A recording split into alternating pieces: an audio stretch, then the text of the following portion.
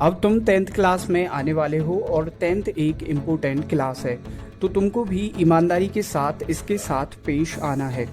कोई कैसा स्टूडेंट रहा ये उसकी 10th क्लास के आधार पर ही डिसाइड किया जाता है।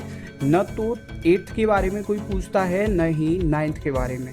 तुम पहली बार बोर्ड्स लिखोगे तो मन में कई तरह के डाउट्स होंगे, किस तरह पढ़ाई करनी है, अप्रोच क्या रखनी है। आज हम यही जानेंगे। बोर्ड्स होते हैं तो अंदर से ही ये बात आती है कि पता नहीं कैसे होगा, क्या होगा, तो लगता है कि बस पढ़ते रहना है। थोड़ा मम्मी पापा और टीचर्स भी एक्स्ट्रा ध्यान देने लग जाते हैं। ये लगता है कि क्या वाकई में इतना कठिन है।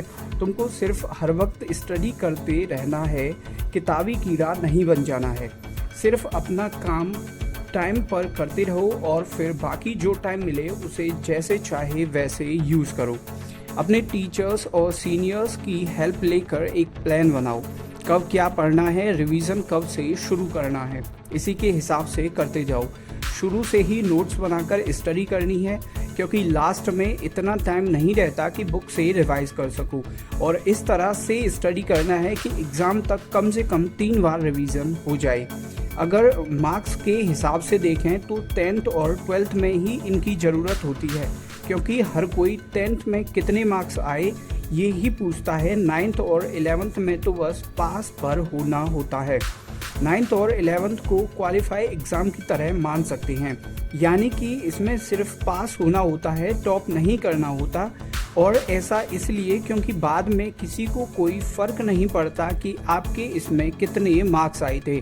न्यूमेरिकल डायग्राम्स, मैप्स ये बहुत इम्पोर्टेंट होते हैं और इनकी प्रैक्टिस शुरू से ही करनी होती है। अगर डेली 30 मिनट्स भी निकाल लिए तो मोर देन सफिशिएंट हैं।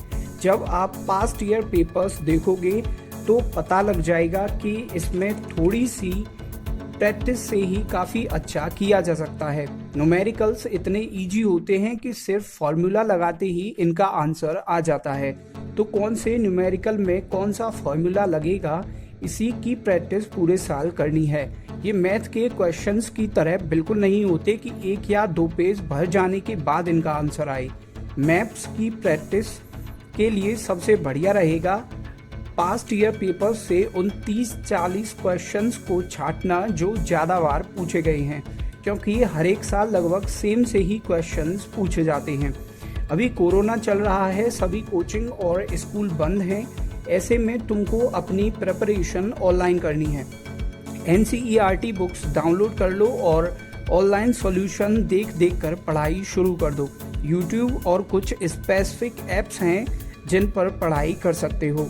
इससे जब तक स्कूल खुलेगा बहुत सारे टॉपिक्स को तुम खुद से ही ख़त्म कर चुके होंगे। कोचिंग जाने से पहले तुमको देखना है कि वाकई तुम उस सब्जेक्ट में कमज़ोर हो या बस इसलिए जाना चाहते हो कि तुम्हारा फ्रेंड जाता है। कोचिंग जाना है या नहीं ये इस बात से डिसाइड होता है कि तुम उस सब्जेक्ट में कैसा परफॉर्म करते हो। इसके अलावा और कोई रीज़न नहीं होना चाहिए।